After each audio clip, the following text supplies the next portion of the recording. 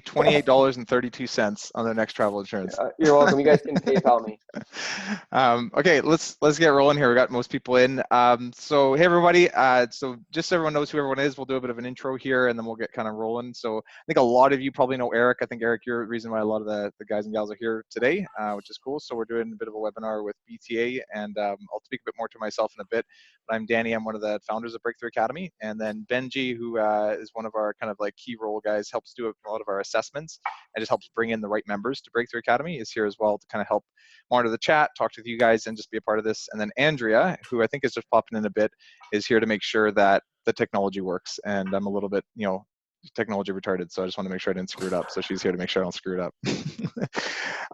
But that's us. But yeah, I mean, before we get started, I mean, maybe if each of you guys just want to do a quick transfer in, just so everyone knows who's who, and then we'll get rocking and rolling. So Eric, everyone kind of knows you. I mean, if you want to start, you can kind of kick us off. Well, yeah, I'll just say a couple quick things. So I'm excited for those of you guys who were able to make the webinar. Of course, I always wish there's more people because I love and appreciate what Breakthrough Academy does.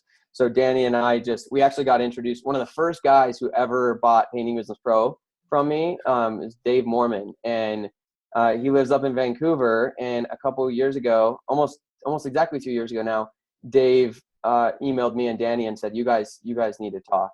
And so Danny and I hopped on a call, and it's like from the moment we first talked, like we're like brothers. We've lived like very similar lives through, our experiences over the last decade.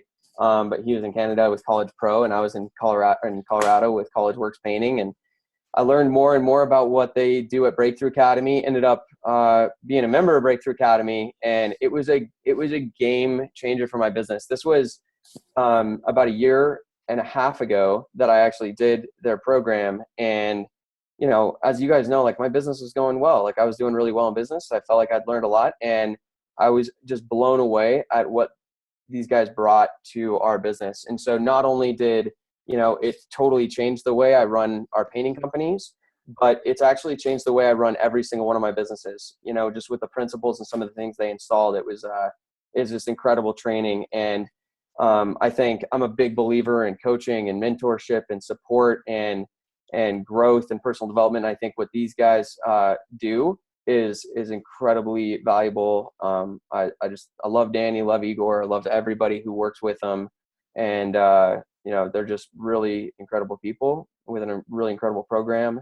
And I'm really excited just to be able to introduce, my Painting Business Pro people to what they do. A lot of the Painting Business Pro stuff is going to help people get off the ground and kind of get some fundamental systems in place with the business. But what BTA can do is really help you grow into the many millions and manage that growth, because it's a different ball game when you start getting into those really big numbers, and the resources and stuff they provide is invaluable. So that's why I wanted to, do this webinar. So this is actually the second one we've done. That's about all I got. I'm excited to have you all here. Thanks for good words, man. Yeah, I love you, Eric. I'm coming to see Eric in like tomorrow. Actually, I'm flying out to Colorado, so it'll be good. Come and see you with my wife. We can hang out a bit. Yeah. Let's exchange words. Good. Benji, how about you? Just intro myself. Sure. Yeah. So my name's Benji. Fairly new at Breakthrough, but I've been planning to start here for the past year and a half. I'm really, really good friends and have known Igor, Danny's kind of co-founder, for the past 5 years. I come from a painting background as well. I did 4 years at College Pro and learned a pile, was super successful with it. I found everything that I learned there is just so incredibly relevant to what I'm doing now. And then the training I received is something that I'm just ever so grateful for. And that becomes even stronger the more time I spend out of the program and out of the painting industry. It's like, it just becomes clear how much you learned. So yeah, that's kind of my background. Super excited to be with Breakthrough. I'm working with Danny now on the assessment side of things. So our role and my role as this unrolls over the next year is going to be to basically assess businesses and find out whether or not they're a fit for us and we're a fit for them, and in some of the training and development that we do here, which is really, really cool. And I think Danny's going to unpack some of that a bit more through this webinar. But so for today, I'm going to be moderating the chat box. And if you guys have questions throughout, just fire them on the chat. And I'm going to just be following that, and I'll sort of make sure that they get answered as we go along. Because I think, you know, the participants they can't sort of put their hand up and say something. So you got to go through the chat, and I'll transfer it to Danny, and the questions will get answered to everyone. So that's kind of my job here today. Sounds good, man. Yeah, actually, so just to reverb on Benji, but like, yeah, we hired him a year ago for like, and I waited patiently. I was like, this is like the most studly man ever. So we waited for a full year to kind of come into this role, and actually his full-time role, a lot of you guys will get to chat with him over the next little while here. And I'll be with you, Benji, on a lot of these calls afterwards, but we have a very, like, I'd say like stringent policy on who we bring into BTA. You'll see it as we go through this, but we're the perfect fit for like a certain type of company. And we'll talk a bit about that today, but Benji's, his whole full-time job is just spending time one-on-one with people, interviewing them, going over their business, going over their profitability, understanding kind of where they're at in their business, and making sure we actually can help them. And I think you guys will see how we run as a company, but that's our whole game. It's like, let's bring in the right people at the right time and make sure we can kind of take them to the next step. So, or the next stage in business. So that's his kind of main world. Totally. Cool. So, Danny, I'm just going to go on mute now and jump in when I need to. Sure. Sounds good. Okay. So like I said before, if you guys have questions, there's the chat window. If you can see the little chat function on your screen there, and that's where you can ask questions. Benji will be in there to kind of gather some of the questions, and then in between some of the topics, I'll make sure I just stop for questions as we go through everything, so that it's not me just being a talking head for an hour and a half, 2 hours. And yeah, me and Eric will have a bit of discussion. Benji probably have a bit of discussion with us around some of this stuff as well. So it's not just me doing my thing. That said, let's get into a few things, as well as I'll speak a bit more to myself.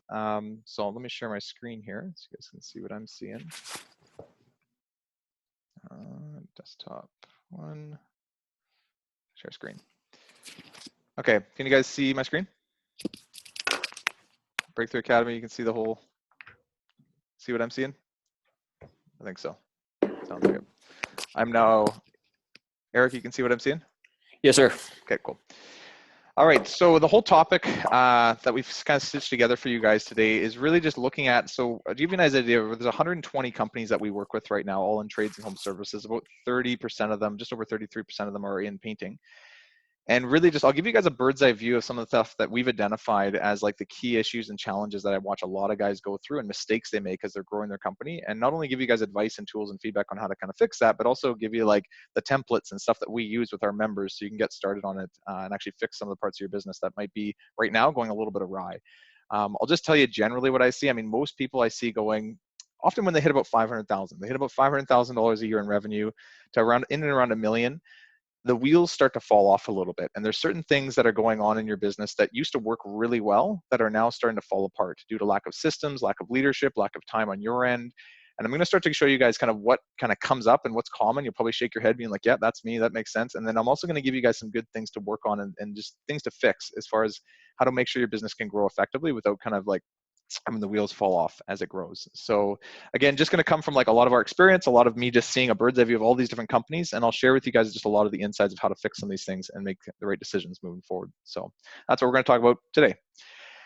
Overview of what we're doing. So like I just said, the 3 biggest mistakes that we see painting companies make. And ultimately, I'm going to give you guys 3 downloadable tools, actually a lot more than 3 downloadable tools, but 3 downloadable sections with like how-to videos, templates, PDF files, an Excel file that helps you track and monitor the business profitability and the business plan. Like there's a whole bunch I'm going to give to you guys, and I think it will really help you. And I'll explain a lot more about those as we go through it. And then ultimately too, we'll talk a bit about BTA.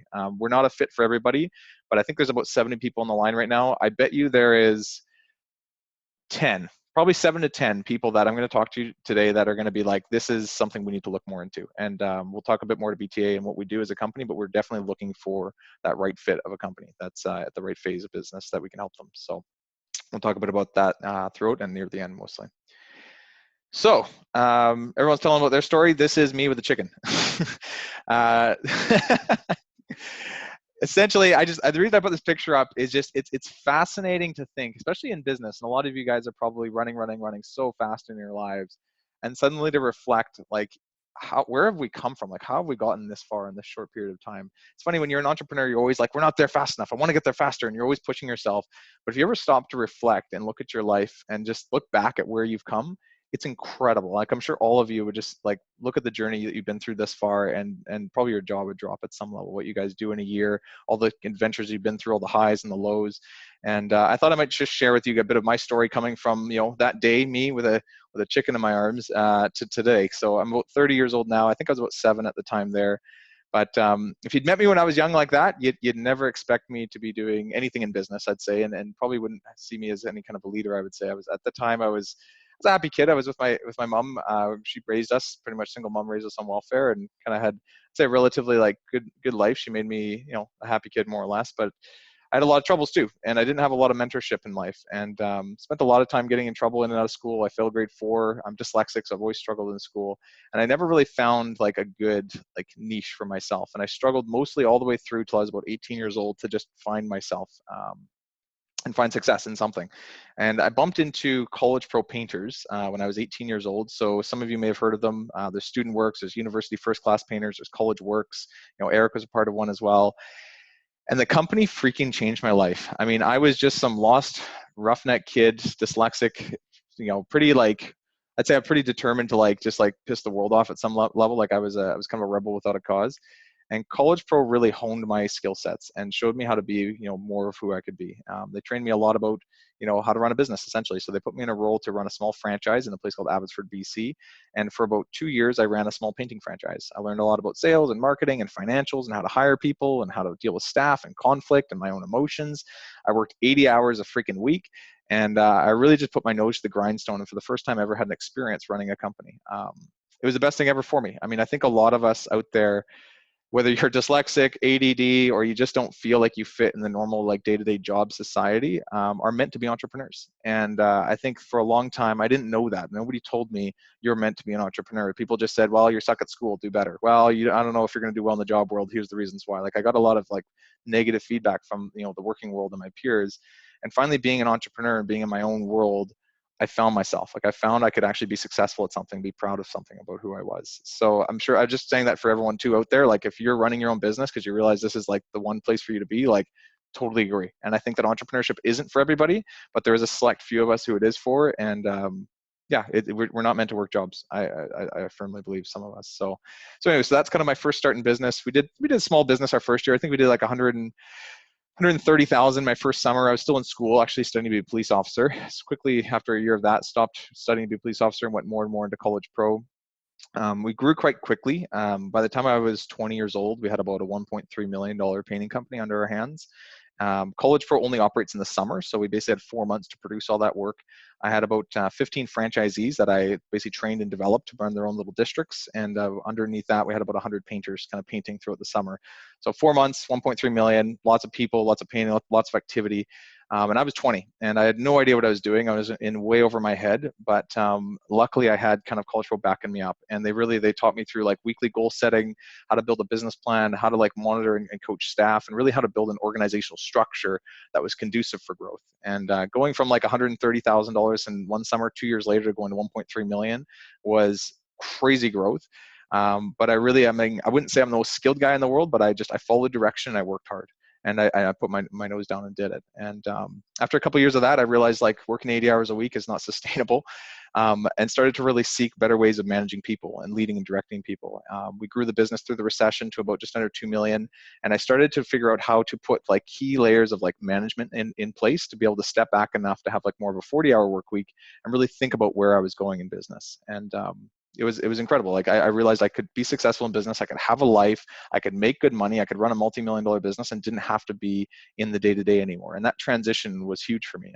Again, changed my life a lot just to get into business. Being able to transition myself out of being an employee and being more of like an owner of a company was another big transition point for me. And when I left College Pro, I really fell in love with the idea of that.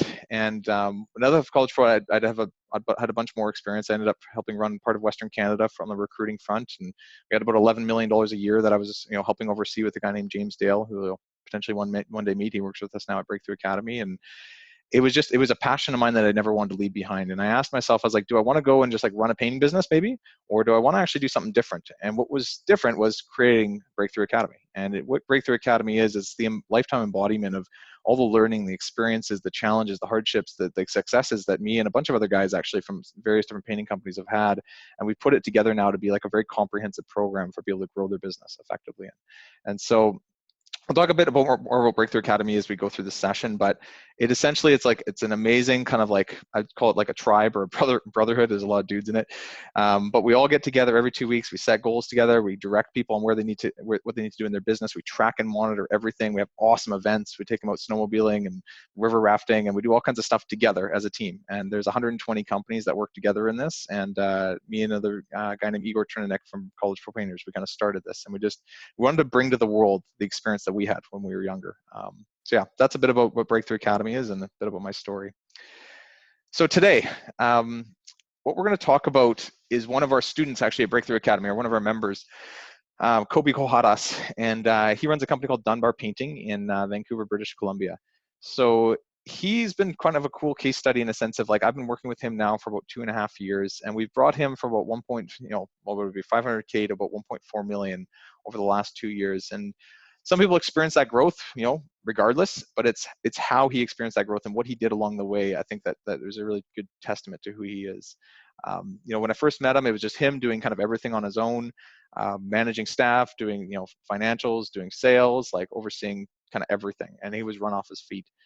His cash flow was always tight, especially in the wintertime when they slowed down more in here in Vancouver, and he was barely able to pay the bills. He was living in the basement suite with his fiance, soon to be wife, and just wasn't really able to like advance in his life. His parents are both professors at the university, a local university, and they're all kind of looking at him like, really? Like, you chose to be a painter? Like, come on, like, grow up here, like, create a life for yourself. And I know he was really considering leaving his company. Like, he was like, this is not, 500K is like the ceiling. Like, this is as high as I could possibly get on my own. And I can, barely make enough to kind of supply for my family. So he was thinking of moving on and doing something different. And met with him a bit and talked to him a bit about BTA, and we've had a pretty amazing journey. I brought him from 500K to about 1.1 million last year. Now we're going from 1.1 to 1.4, and really the way we've done it has been so important. We've put key management staff in place, so we've got one key project manager and then one assistant project manager. We've got a sales assistant as well, and then we've got kind of key like job site managers on about 5 different crew sites, and then the rest under that is painters.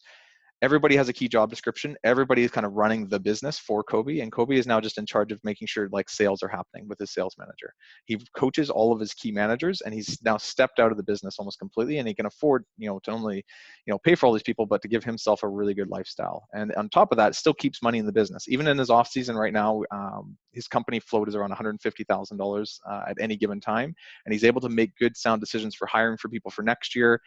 And really for him, like, he's created like a machine for himself that will forever provide value for him, his family, and not have to have him working in it every single day, which has been a really cool testament. So after this webinar, if you ever want to get in touch with a guy like Kobe, you absolutely can. We've got lots of cool success stories like that. And we're going to talk a lot about what Kobe had to go through to achieve that kind of success. And he'll be kind of like the example we'll use, I guess you'd say, for today. Before I move forward, Benji, any questions or anything anybody has, or before I move on, I just see there's a few things in the chat window. Can you hear me? Okay, no. Some old stuff. Everyone's good. Before I move off of this, anybody have any questions on the story, or anybody want to know a little more detail on this? Is everyone's good? So let me know if you do. You can feel free to put in the chat. You're good? Okay. No, we can't hear you, Bobby. Okay. So I'll keep rolling here. What is this? If you have any questions, yeah, okay, that's Benji. All right, so let's jump into some of the stuff that we've been working on with Dunbar Painting and a bunch of other members. So I'm going to go through the 3 mistakes. I'll kind of work through them backwards. So this would be like the third, biggest mistake I've seen Kobe making, especially when I started with him. And I spoke a little to this a second ago, but he really didn't understand like how to attract a talent. In a lot of the industries right now, we're all going through a pretty big influx of like, it's easy to get work more than it ever has been. I know in Colorado, down in California, down in Washington and Texas, British Columbia, Ontario, and probably a lot of other areas I'm not mentioning, but we have had a huge amount of like real estate influx where everybody's house prices are going up 10 to 30% a year. And everybody's got buyer's confidence now, and they're all hiring trades and people to do work on their home all of a sudden. Especially after the recession in 2008, everyone kind of held off on doing home improvements, and now the last couple of years, everyone's like, oh my God, we have to get stuff done, and just like there's a bit of an explosion of work. Some of you might disagree with me, depending on what area of the United States or Canada you're in, but for most people in North America right now, there's a huge boom going on in the housing industry. That's trickling down to all of us, right? And we're getting inundated with work. We're like, booking work is no longer a problem. I don't need marketing help. What I need is help finding good people and running and developing those people. So I'm gonna show you guys a few things that we used to do to kind of really find and attract A talent, not B talent or C talent, but like A talent in a painting business. And really the reason is like you cannot systemize or replicate or pull yourself out of the day-to-day if you don't have people that care about this business, at least even like 90% as much as you do. You may never find somebody who finds, who cares about it just as much as you do. You might, but for a lot of people, it's just about having that one or two like key people in your business so you can pull yourself out of the day-to-day enough to make some more money, focus on things that really matter, and have some freedom. And I mean, I'll ask you all this right now, just a bit of self-reflection for everybody that's listening. Like, how many things do you do every day that you could probably hire out for between $10 and $30 an hour? And at what point in your business is it going to be not worth it for you to be doing that anymore? And for some of you, you've already reached that point. And you have to start to ask yourself, like, why am I still doing that? And part of it comes down to just you're busy in the day-to-day and you got to take care of it. But part of it comes down to, like, in a year from now, do you still expect yourself to be doing those things? Because if you took a year between now and like next September, if you took a year to find a couple key roles and people to take care of some of those tasks and delegate down, you could have a whole nother life. Like I'll tell you, like working through College Pro, going from $130,000 a year to 1.3 million times 10, I did that in 2 years. It all came down to like understanding what things are in my world that I can like bring good high caliber people in to let them take care of and systemize their roles to help me step back and out of the day to day. So do you guys want me to share a bit on how I did that? That's kind of what I'm going to do next. Does that sound good? Sure, everyone, yes. Obviously, that's why we're here. So one of the first things I did was I spent a lot of time in hiring and recruitment. I really saw recruiting also as a bit of like a sales process over just a recruiting process itself.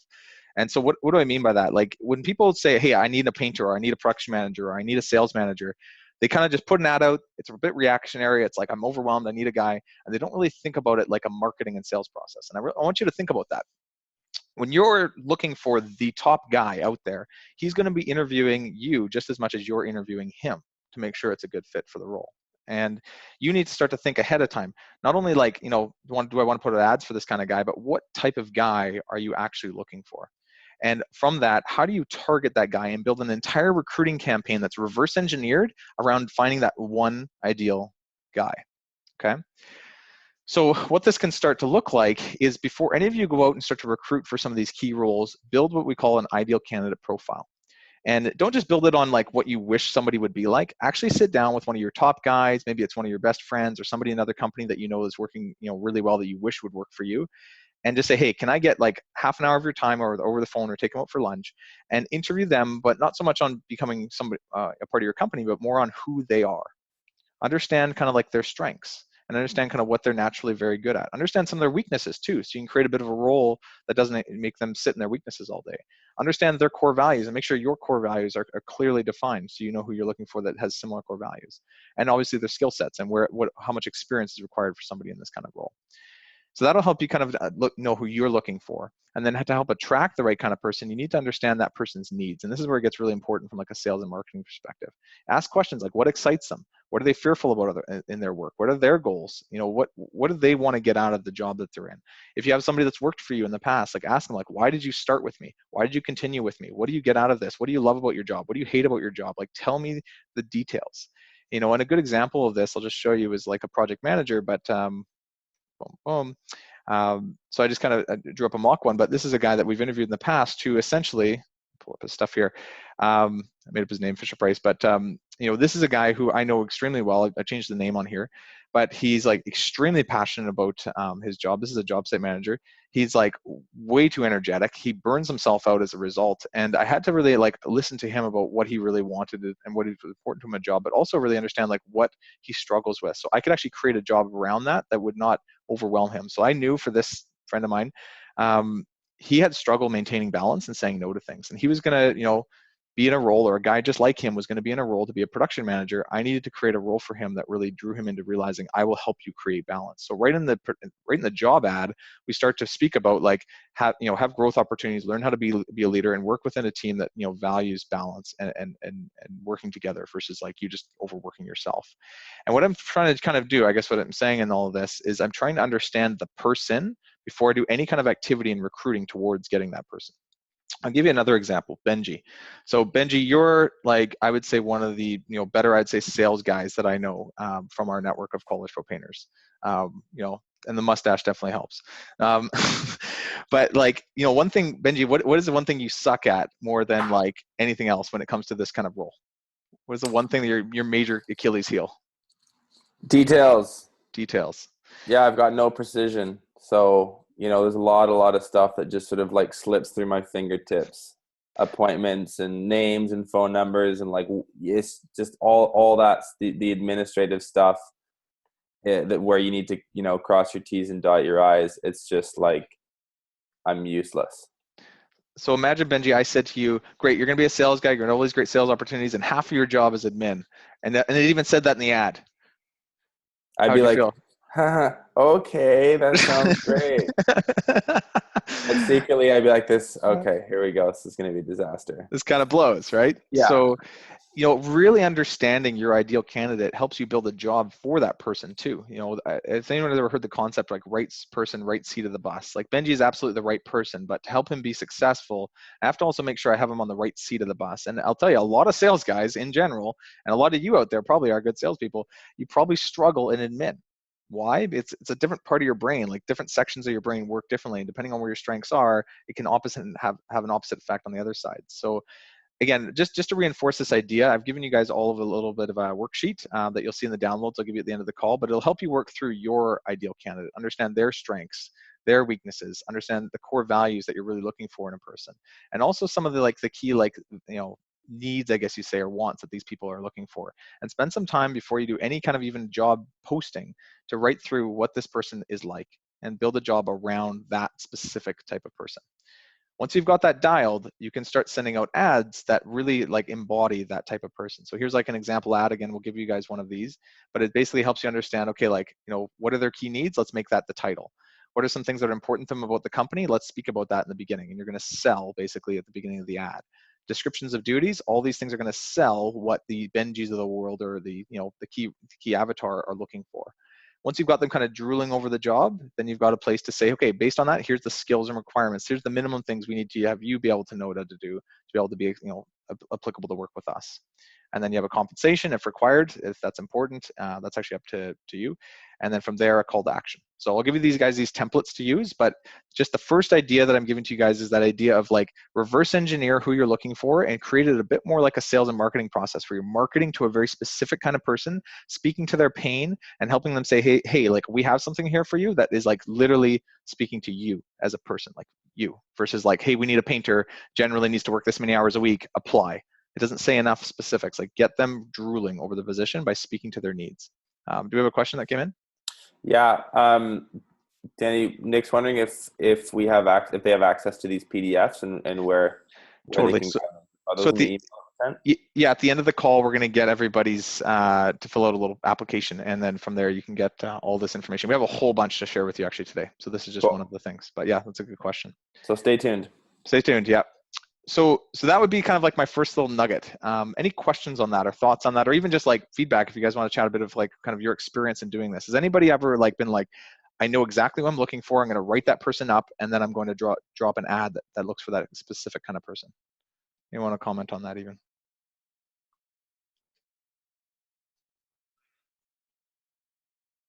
I'm going to show you guys one other thing here too. So here's a really good example of this. So after we've drawn up our ideal candidate, do you have a question there? I just was adding to the chat here. Okay, cool. Things that I did. here's an example of this done. So we were looking for another Caitlin. So Caitlin Kaufman is one of my assistants. She helps Benji and me look less retarded and takes care of all of our admin. She's awesome. But, you know, we're growing as a company and we need more Caitlins in our life. So I sat down with Caitlin and I interviewed her. I got to know all of her strengths, her weaknesses, which I know her pretty well, but I really have just understood her verbiage even and her language of how she thinks and feels about things. And, you know, what's important to her, which is like a lot of our team culture and our community and like the BTA members. And so I drew up an ad that speaks to Caitlin. And the whole, like, what is Breakthrough Academy about? It speaks to what Caitlin really cares about. The pictures are thrown up there because she's like, this is why I stick around. This community is huge to me. This is for you if, and I'm basically just like speaking to Caitlin's, like, this is what I love about BTA. The role is all described in a way of what Caitlin loves to do every day. And obviously we put in the benefits as well down here. So this like really sells the role. I'll give you guys a little tip of how to use something like this too. Once you've got, say, we created it as a backlink off of our website. We then went to Facebook and we had all of our team members, there's about 13 of us here at BTA. We had all of them basically blast out through direct messages on Facebook saying, hey, so-and-so, my company, Breakthrough Academy, is looking for a person in this XYZ role. Curious if you know anybody that would be a good fit. And then put in the description. And then also, if you want to give a bonus, you know, we have a $1,000 hiring bonus or a $500 hiring bonus if you get us somebody that would be a good fit. So not only could you send that out to 50 to 100 people with that little link leading to that job description, but if you get your staff and employees and even just like people that you know personally to do that, you're starting to get a lot of traction and people reading that profile and really getting attracted to that specific type of role for that right type of person. Key to this, I would recommend you do it with your staff like on a Friday at 3 o'clock, everyone comes in. Pizza and beer, do it all with them. If you just ask them to do this when they go home, they probably won't ever do it. But hold space to have something like this done. Everyone sends out 50 to 100 messages. They're not saying, hey, would you be a good fit? They're saying, do you know anybody who would be a good fit? It means that they can send it to somebody who maybe has a position that, you know, they're already in, but they can read it and be non-threatened to be like, make their own self-discovery, like, that actually sounds a lot like me. Or like you've asked to, do you know anybody they could forward it off on your behalf? So if you have, say, 5 staff and you have each of them send this out to 100 people on a Facebook, on a direct message, that's 500 messages going out on a Friday afternoon. And then everyone's going to start to read your specific ad around that specific person that you're looking for, and some people are going to resonate with this. Does that make sense? Any thoughts or questions on that or comments? I see some text coming through. Benji, anything on questions on the chat window? Yeah, we just was catching up one guy that hopped in late. But also just wondering, like, as far as channels and sources, what would you suggest the best places? Like, once we have a nice, attractive, colorful ad that speaks to somebody clearly, what are the best, posting, like job boards, websites? Yeah. What are the channels? So Indeed, which I'm hoping a lot of you use, and if you don't use Indeed, it's probably the premier like recruiting site for like a lot of trades and home service companies. I'll get Eric's input on this in a second as well. I do a tricky thing on Facebook, and it's a bit of like I kind of hijack Facebook. So right before lunch and right before end of work time, I want my post to be on Craigslist kind of seen. Now Craigslist is one that you're going to get a lot of shitty applications, and I know that, and I know all of you are like, oh my god, Craigslist, like, there's 100 bad applicants to one good one. And that's totally fine. I would expect that. I used to get 100 applications a day for College Pro stuff. And I would just go weed through it and find my little golden nugget. But what I would do is I would post every day at 11 o'clock and 4 o'clock. And I would basically do that 2 days in a row. So I have 4 posts going out at any given time. Now, after 48 hours, all I have to do is hit repost on that initial ad and it'll leapfrog to the front. Now I don't have to constantly drop an ad, type it up, copy and paste when I'm busy in the field. I just set up a little reminder in my phone for me to basically hit repost on my Craigslist Pro app, and it basically always keeps my ad front at right before lunch and right before dinner at peak times. And now I'm kind of playing the game of like quantity, but I do believe at some level like quantity has a quality all of its own, and you're not going to get everybody applying to you that's a great fit, but you're going to get a few good people that read your ad and really understand it. And they'll usually, actually, I'll tell you what they put in their email along with their resume. They'll say, I've read through your ad and it's literally like speaks to everything about who I am. Like, I don't know who you are, but like, how do you know who I am? Like, they're like almost blown away if you write your ad really well. And those are the types of people that I want to connect with. So Craigslist is a good one for doing it that way. Indeed is pay-per-click. And then, like I said, on Facebook, it's a really good thing to do with your team. And that's actually the best one, I would say, is the Facebook strategy, and get them all messaging out. And if you're looking for like a project manager role or like a sales manager or somebody more of like a management role, I would go to LinkedIn and I would basically reverse search based on people's job history. Anybody that has like painting marketing manager or even just marketing manager in their history that lives in your city, and then add them, click to connect with all of them. And then as they accept your connection, send them that exact same message that you'd send on Facebook saying, hey, so-and-so, we're looking for a person in XYZ role. We're offering this as a hiring bonus. Curious, you can click on the description. Let me know if you know anyone. Again, they could be that person that's interested, but you're being less invasive by just asking if they know anybody. And they might literally have someone in their network that would be a good fit. So Facebook, LinkedIn, messaging, Indeed, using it on the pay-per-click level, and then posting 4 times on Craigslist and leapfrogging those ads twice a day to being front and top center for your ad in that area. I got a Eric, question about that. Yeah. Just how do you feel about paid ads? Is it worth it? For Craigslist, I think you have to pay now. I believe it's in Canada anyway, it's $25 a post. Depending on the platform, I think it's fine. One thing I'll say to everybody is like, in this economy, for a lot of us anyways, like how much money do we spend on AdWords and like our advertising and getting leads? Look at that budget and then look at your recruiting budget and ask yourself, like, is the pain really on like leads at this point, or is it on like getting good people? You might want to increase that budget, and yeah, spend money where you need the help for sure. Eric, anything to add to all that? I don't have a lot to add to it. I mean, our belief is we do it all. I think the bigger the net that you cast, the more applicants that come through, the better quality person that you're going to hire. And so we actually put quite a bit of money in, as far as Benji's thing about paid ads, like we spend a lot of money on recruiting. I actually have one guy that I've hired who is just a recruiter. He's like a 1099, but all he does is post ads, screen applicants, and find me people. And I've given him a budget for like X dollars per hire for a salesperson, X dollars per production, X dollars per this, and that goes towards his time and his ads, because the value of a really good employee is through the roof. So I think you want to do it right. And, hiring a B candidate versus an A candidate, I mean, can be the difference of like thousands of dollars in profit in a single month, by hiring a B candidate versus an A candidate. So, that's one of the biggest things that I've taken away from, working with BTA is the level to which we screen candidates and find the right people. It's awesome. Yeah, man. So whatever it takes, do it all. It's you huge. Never know where you're going to find a superstar. I mean, we've been trying to hire a marketing manager for 5 months, and we finally found our guy. And but it literally took us 5 months to find like the guy we're looking for. And we got exactly who we wanted, but we posted like crazy everywhere for a long time. Yeah. It's a really good point too. Sometimes people they're like, we need a guy by next week. We did all these strategies, nothing worked. It's like, you need to like always be proactive in your hiring approach, and that really like always be hiring. And then when the right person comes in, make room for that person. I literally hired a girl named Penny last night, or sorry, not last night, but she texted all you guys yesterday. Does everyone remember getting a text from Penny? Everyone got that?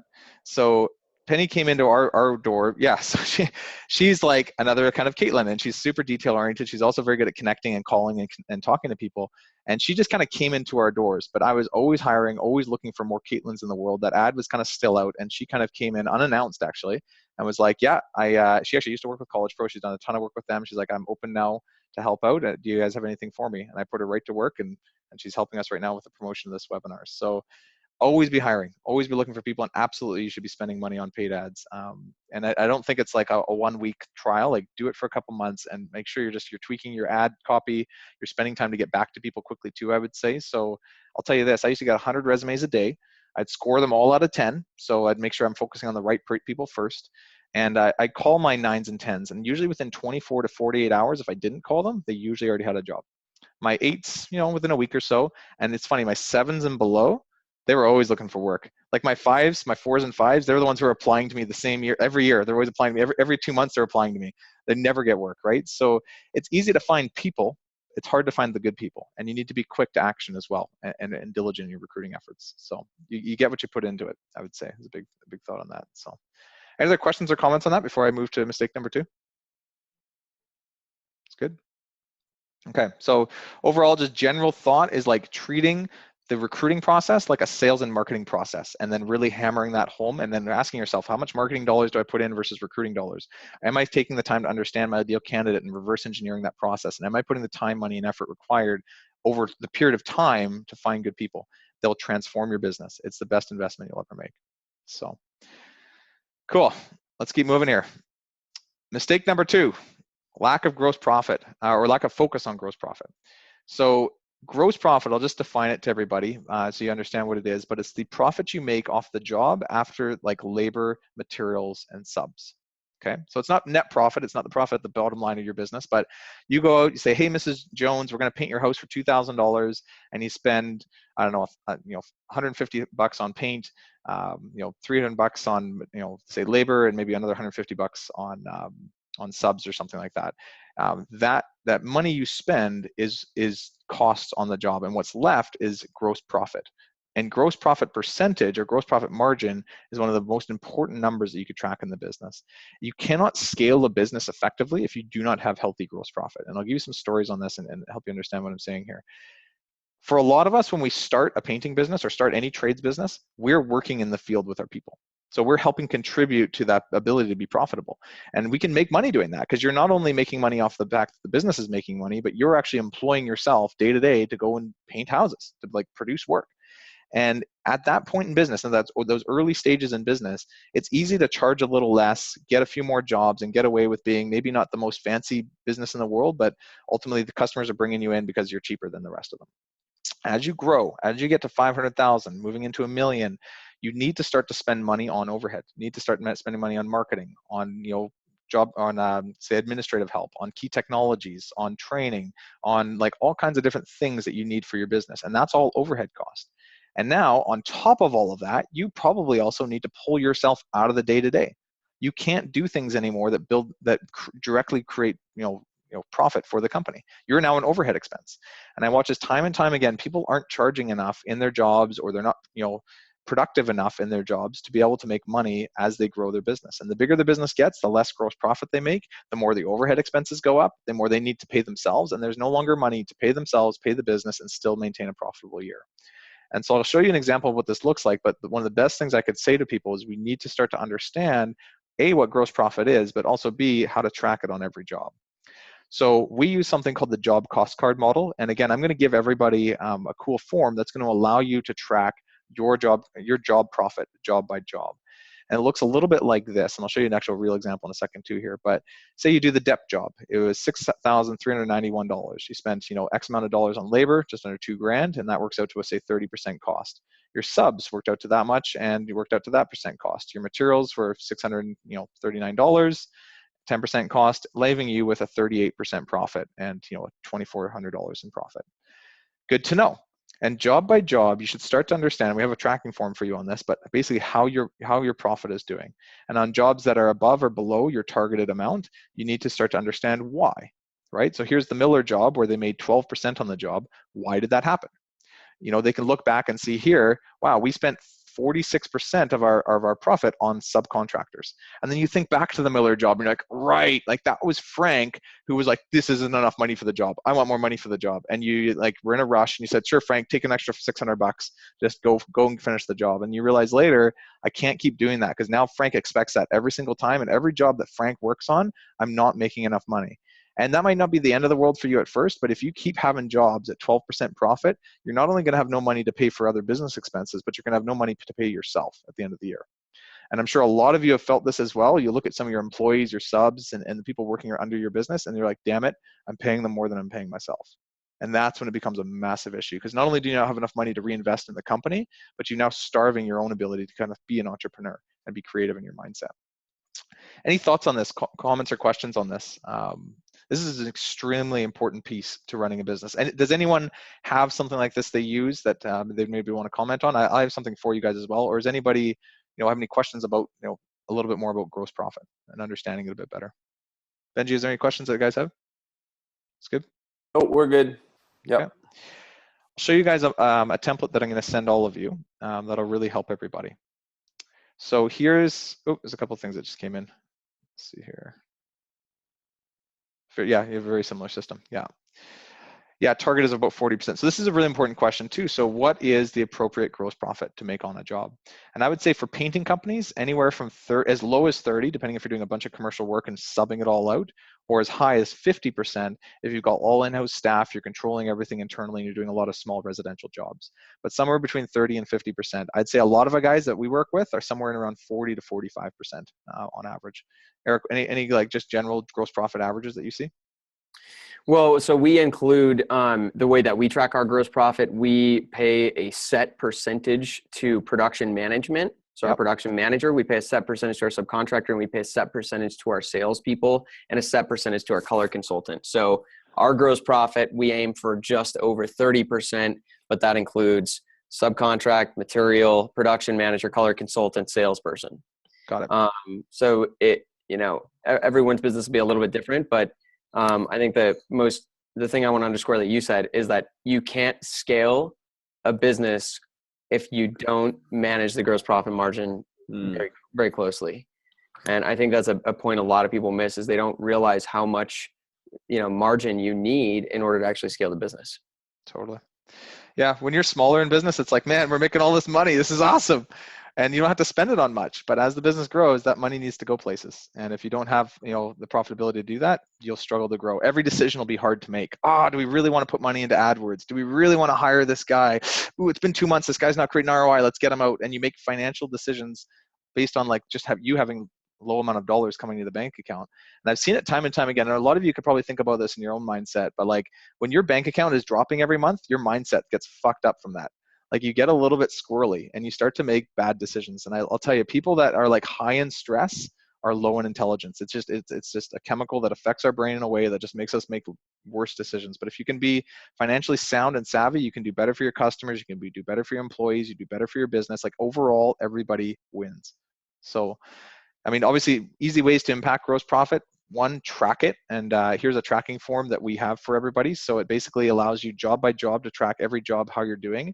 It also allows you to set up and see how you're doing versus the target. So you should have a target of what you want to hit this year. So you can see all these little tabs below. I'm going to give you guys all this little form to use. But there's like a budget section where you can say, hey, how did we do last year? We did 36% last year on gross profit. How are we doing next year? Well, the goal is to do 34%. And how are we currently doing? We're doing 55%. That's really good to know. So every time you fill out in the job cost card section a job, it'll automatically update in your budget section for you guys and give you guys a place to see how you're doing versus the plan that you've set up. And this is a vital part of what we do at Breakthrough Academy, where we really coach guys week to week and help them problem solve and understand what to do to impact their gross profit, how to bring their labor percentage down by a little bit, how to bring their subs and material percentage down by a little bit, how to increase charge rates by the right amount so everything is even and fair, so they have a business plan to go after based on gross profit margin. So cool. Benji, any other thoughts or comments from anyone? Just had a question about an estimating document, but Eric's got that given out, so we're good. Cool. Awesome. Sweet guys. So yeah, there's a bunch in this document I can show you over time, but it's got a dashboard in here. It's got a place for us to really understand the business metrics. And what we're talking about today specifically is just job cost cards. And that's one of the tabs that you guys will have access to this at the end of this whole thing. So job cost card model one, just like measure it, track it, see where your issues are. And then from there, you have a couple options, right? You can increase pricing moving forward. You can look at your estimating and make sure your estimating is on target. And it sounds like Eric has a bit of an estimating formula, as do we, to help you make sure you're getting the right price for the right customer. And then also just making sure that you're not paying too much to your subs, paying too much out in materials, like speaking with your suppliers, and that your rate that you're paying out your guys is fair for what you're profiting. So when you start to measure this stuff, the answers start to come out of this organically, and you can start to make more executive decisions. So, Danny, yeah, question about a CRM and project management back office software, maybe specific for painting. Below 500K, Cork CRM. I would recommend that. And Eric, let me know if you have some advice on these ones too. So Cork CRM. Yeah. And then above 500K a year, it's the waters start to get a little murky. And maybe you found some stuff, Eric. I've struggled to find a really good painting CRM that dials it in. Igor and I have talked about how we need to make a CRM for painting because there isn't a good one. And that's still on my mind, and it's a big endeavor. But yeah, Cork CRM is. I don't even use it because you're going to outgrow it pretty quickly. We actually manage our entire business through Google Docs and Google Forms. And I find that's actually, that way you've got one thing that you're consistent with. but there's not like one solution where you can start your business with the CRM and really scale with it. Quark is going to do something, but it's not going to be able to do it all for you. So you're still going to have to incorporate some type of Google Sheets, Google Forms, and more manual stuff, even with Quark. So that is probably your best option. But for us, we don't even use that because it doesn't do it all anyways. So we'd rather just have everything in one place, which is in Google for us. Totally. And we've struggled to find a really good one as well. It's funny. Yeah. So Eric and Eric and BTA, we're kind of thinking like, should we create our own CRM? And actually, Eric, we've looked a little into it too. We'll talk more about it, but there's, it takes money. We'll somewhere between $250,000 to $1 million we'd be spending over the next little while and dialing something in, but there's a huge need for it in the market. Here's interesting for anybody. Anybody want to post what they use and their recommendation on it? Feel free to in the chat window while I'm going through some of this. I know everyone uses different things. There's things like Help Desk out there. There's Jobber. There's Job Nimbus actually isn't too bad. There's a bunch of CRMs out there. They're just not specific for painting. They can do I'd say an okay job, but nothing really dials it in properly we've found yet. So we've created a lot of these spreadsheets and forms to help you guys. And I think what I'm showing you here gets pretty close. Like it helps you track your revenue, your sales, helps you even know your organizational structure of your staff, have like a to-do list, have a dashboard with goals, and you have all your key metrics up here. You can do your overhead tracking in here, your cash flow planning in here, job cost cards, and have a budget for the year and all in here. So this is for us is like Eric was saying about like doing things in Google Drive. We have a Google Drive hosted file for all of our members that we track and monitor regularly, and this helps us set goals with our businesses and keep them on track and help them make good executive decisions as they're growing their business. So Estimate Rocket. Yeah, there's a bunch of different ones that do different functionalities, and feel free to share on the chat window as I talk amongst each other. Okay. Should we move forward? Anything else from everyone else? Good. Okay. So we're going to talk about our biggest kind of like mistake that I see people going through almost all the time. And to kind of illustrate that, I thought I would do a little bit of an exercise. So, I mean, I can't like hover over everybody and make sure everyone's doing it, but it'd be cool if everyone can grab like a pen and paper. I'm going to give everyone like a 5-minute exercise to do. And this will really, I think, illustrate for a lot of us what we're doing and what the biggest mistake that we're making as far as like our ability to grow our business right now in the painting industry. So everyone just grab a pen and paper if you have it. If not, maybe just get a Word file even opened up, which is fine. And here's what I want you to do. I want you to write down unequivocally just like all the things you do in a week. And so just like, that's it. Like we'll get you to circle some stuff in a second, but I want you to just like right now, just like, don't think about anything else. Just like brain dump. What are all the things you do in a week? And just spend the next like 5 minutes writing through that. What are all the things you do in a week? So it could be, I get the, paint ordered, meeting with crews, get the vehicles fixed, do estimates, whatever, figure out our AdWords budget, like all the things that you do every single week. Pick up paint, get checks, do callbacks. What are all the things you do in a week? Feel free to just kind of type that up or write that up.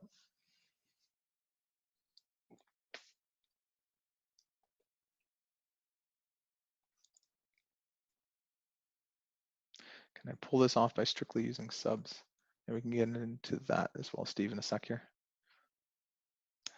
So 5 minutes, really simple. Our material is typically 10% of the job.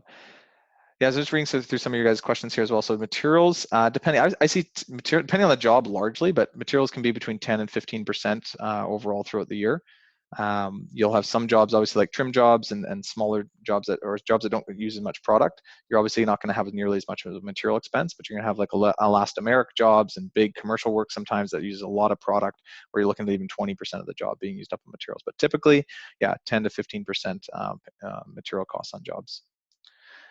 Can we pull this off by strictly using subs? So yeah, so we do have guys that strictly use subs, and I think Eric, it's a big thing you believe in. And I don't know if you want to speak to like using subcontractors while everyone's writing some stuff up, but feel free to. Yeah, sure. I used employees for the first 6 years, and then I actually, that was actually the first 5 years of the painting business, of being in the painting business. I used employees. And then in the 6th year, I created the subcontracting model with the company that I was working with College Works Painting. And then I left and I started my own business, and I've never used an employee on a job since. We use 100% subcontractors for a handful of reasons. One is it makes payroll and paying them much easier. We don't have to deal with payroll taxes, and it's just a flat check.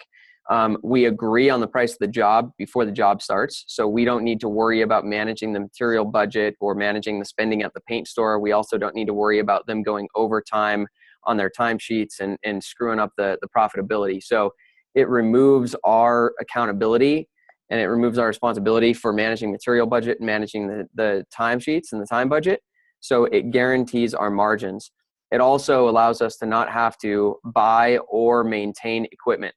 And there's a lot of really amazing subcontractors out there who will deliver just as good a work and be they're still our guys. You know, we're not subbing out, you know, and just selling to the lowest bidder on Craigslist. Like, these are our guys. We interview them and qualify them just like we would employees. But I found it tremendously simplifies production for the business, and it also guarantees profit margins. And I would never do it any other way. So we have 5 different companies, and all of them use 100% subs. Love it. And that's what I advocate for in my course. Yeah, love it. It's good. Okay, I'll give everyone about 2 more minutes. I'm sure everyone was just listening there. So I'll give everyone about 2 more minutes. Just keep writing through, like, what are all the things that you do in a week? Just keep writing through that.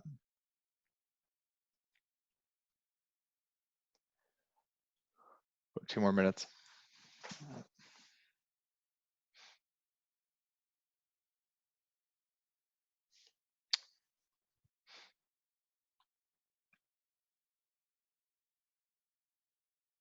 Another question here.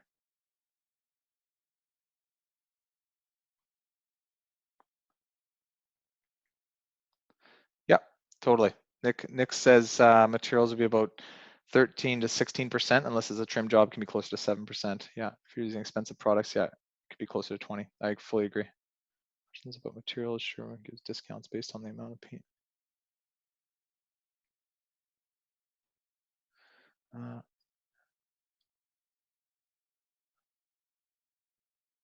How do the subs purchase materials under your company? Okay, so Nathan, the material. So our subcontractors can use our discount, but they can't use our account. So they go into the paint store, and we have it set up with Sherwin-Williams, where they say, like, hey, you know, Foothills Painting job 16, and they're going to get that pricing, but they have to pay cash for it, or they can charge their own account with our pricing, and we get the credit of that paint purchase. But the subcontractors purchase the paint. We don't purchase the paint. The only charges that are allowed on our paint account are for test samples by our color consultant. Everything else needs to be approved with a phone call. The only time we'll make an exception is if a subcontractor is just starting with us and they don't have cash and capital to front the materials. We will buy the materials for them on the first 2 to 3 jobs and take that out of their 50%. But the expectation, the agreement is that they will, in the future, buy the materials. So that it's their job to set aside some money so they can make sure to buy the materials ahead of time on the next job. The job gets finished, they collect the final check from the customer, and then they give us the check and we give them their check, and all is good. Does that answer your question, Nathan?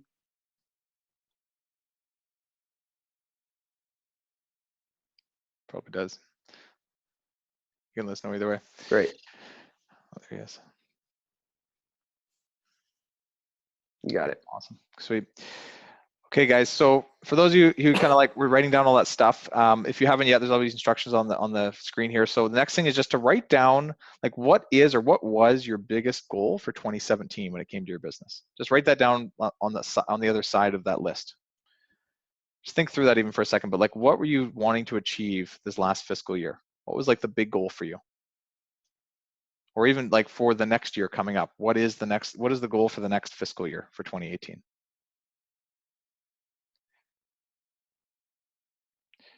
And then circle all the tasks that directly impact that. And we'll get into why this is in a second.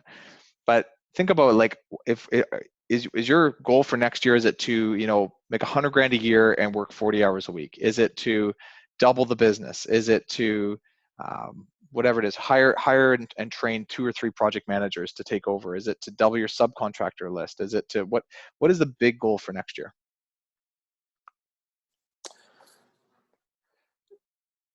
Danny, just while they're writing that, we have another question here. Sure. When Cleve is asking, when you subcontract, who sells and writes the bid? So the way that I'll take the subcontractor questions. That's more on me. So the way that our agreement works is we have standardized pricing.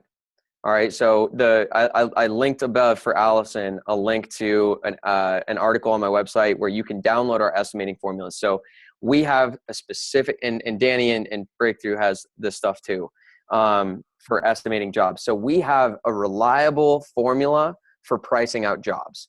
When we bring on a new subcontractor, they know that we're paying them 50% of the job. After we've done 2 or 3 jobs with a subcontractor, and they know that our prices are profitable for them, then we know that our prices are a match. So they just know that when we give them a job, it's going to be priced right.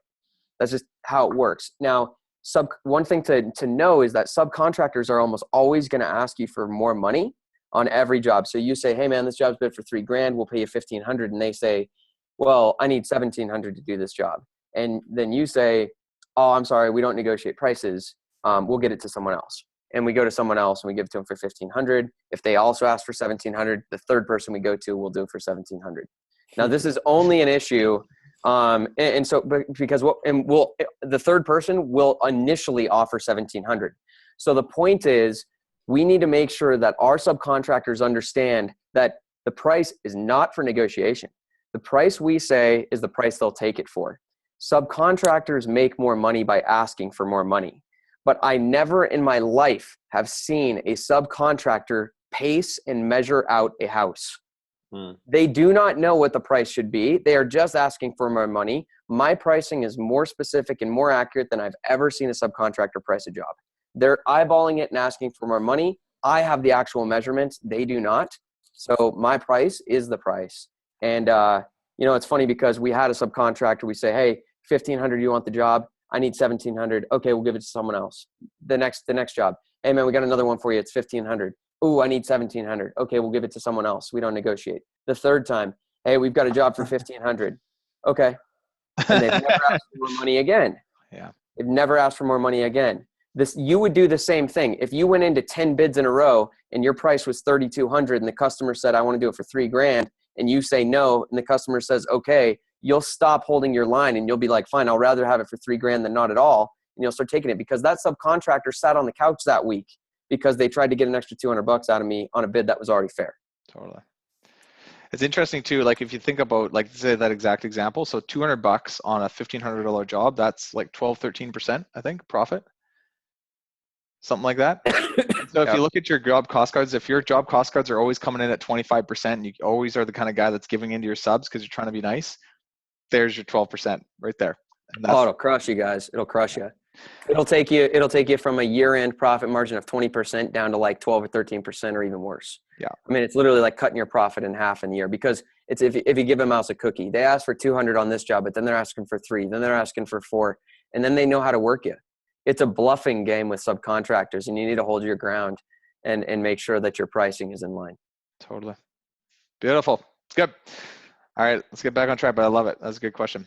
Okay, so let's keep moving here. So yeah, we got kind of lost focus on this exercise, which is, anyway, it's a focus exercise. It's fine. I'll just illustrate what the point is here. And for some of you who have done the exercise, you'll see this pretty clearly in what you've written down. What I find is that as we grow these businesses, we don't focus on the stuff. Like that question you guys just asked was perfect. Like if you know your gross profit margin, you know the importance and the ramifications of giving away that $200. And it's not only just a thing you like remember to do, but it's like an emotional, like I'm not giving you an extra $200 because I know what we're supposed to be making on these jobs. I know what my business plan is for the year, and I know where we're heading. And if you know where you're heading and you've got like basically like a year-end plan broken down to quarterly goals, broken down to like a weekly goal with like a little tasks each week that direct you, you can start to allocate your time, money, decision-making, everything towards the right direction.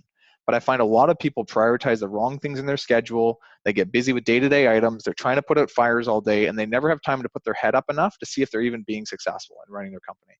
Now, that may work in the beginning. Like, I would say for a lot of us, we're full of piss and vinegar as entrepreneurs, and that's what makes us successful. And we're almost like proud of it. Like, we wear it as a badge. Like, I work harder than everybody else. Like, I push harder. I will be there. I'll do it all.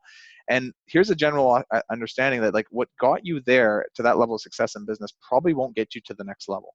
And you need to start to reallocate the way you spend your time. Now, this isn't true for everybody, but I say when you get to about 500K or so in revenue, you need to start thinking and putting a little bit more time into, like, what I call enterprise level entrepreneurship activities. So there's like the grassroots entrepreneur, the guy that just pounds it out, books jobs, meets with clients, paints houses, like, does it all. And then there's the enterprise level entrepreneur who thinks through where he's going, measures profit, has a budget for the year, has a strategic plan that he's slowly executing on, hires and retains key staff that he's training into and building into to help take on the day-to-day. Now, I'll tell you, if you go enterprise level entrepreneur right away, you're going to go bankrupt. If you go grassroots till the day you die, you will just have created a job for yourself.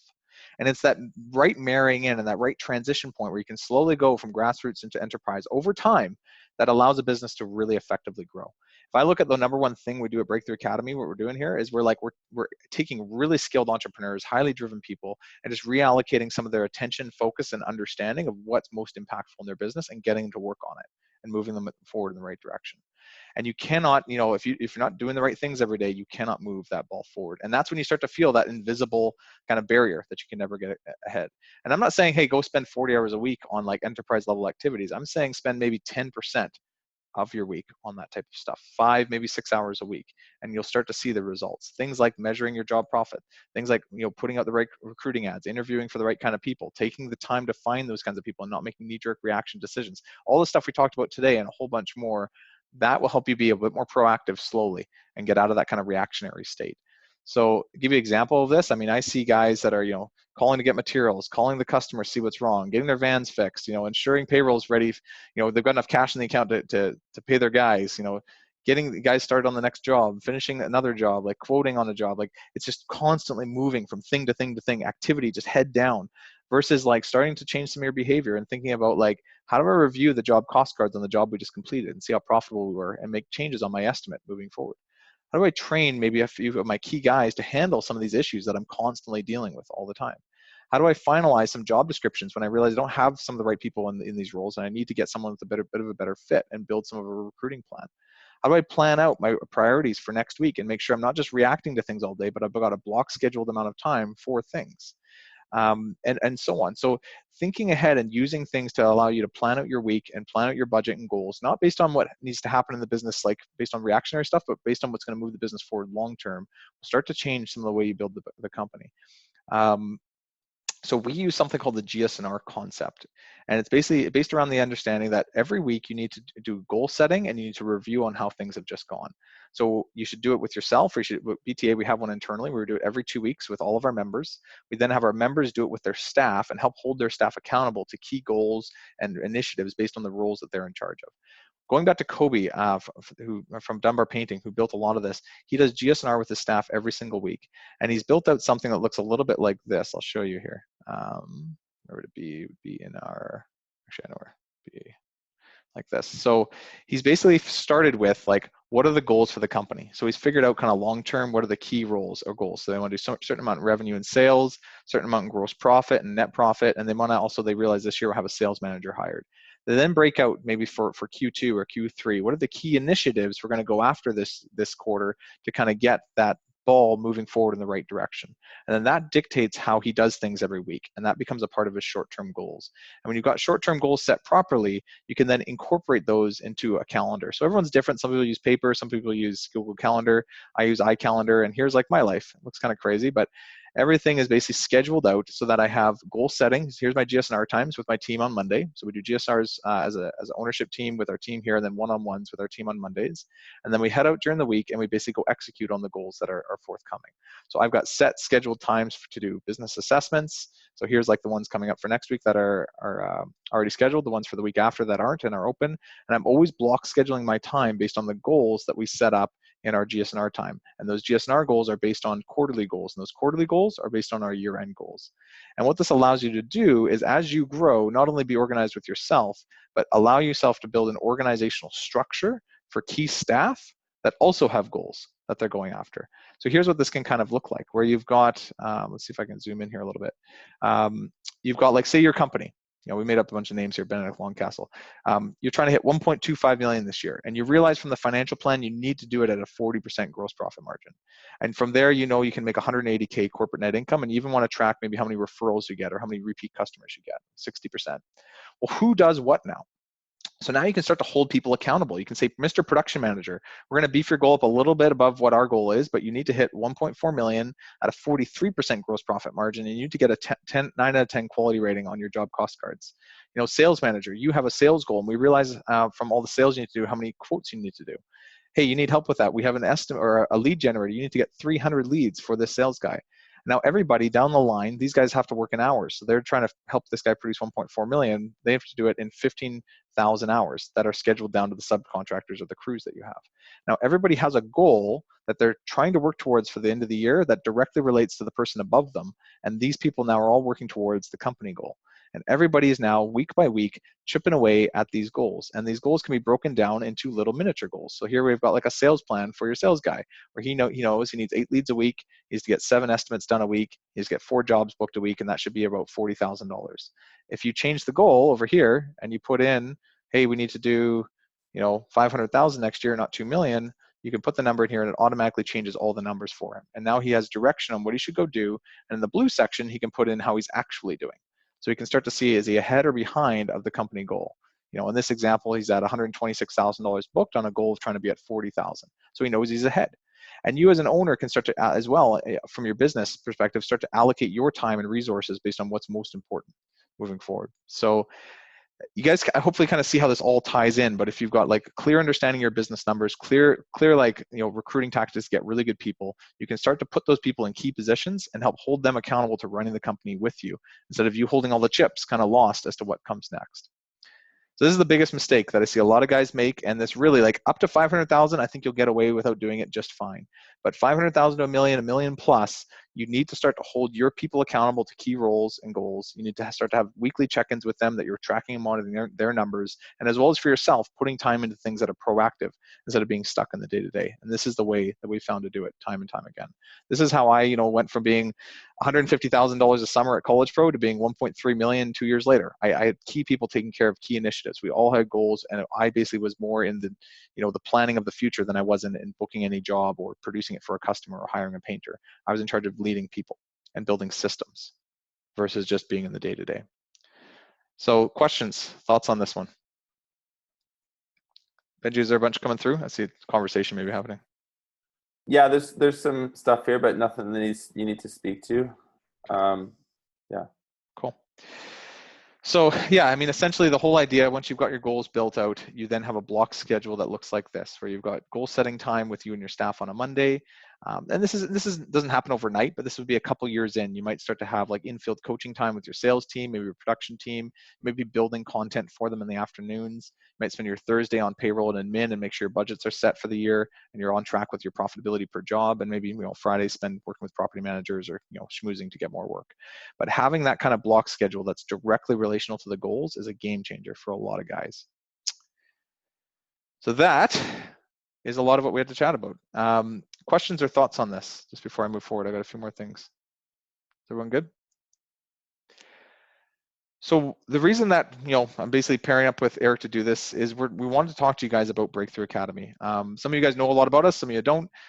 This is kind of our opportunity to give you like a sample, I guess you'd say, of what we're kind of doing with companies. So we only work with trades and home service businesses. 30% of them are all in the painting industry, renovations, landscaping as well, and then a few other, off-service groups, but most of them are all painting, landscaping, and renovations.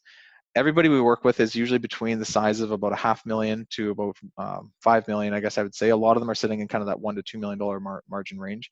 And they're all trying to figure out, how do we systemize this business for growth? How do we track profitability? How do we structure our people? How do we lead our people better? Because we're feeling like we're just exhausted running all day. And we have all the systems kind of for you, all the templates for that, and all the training that goes along with that to help you guys incorporate those things properly.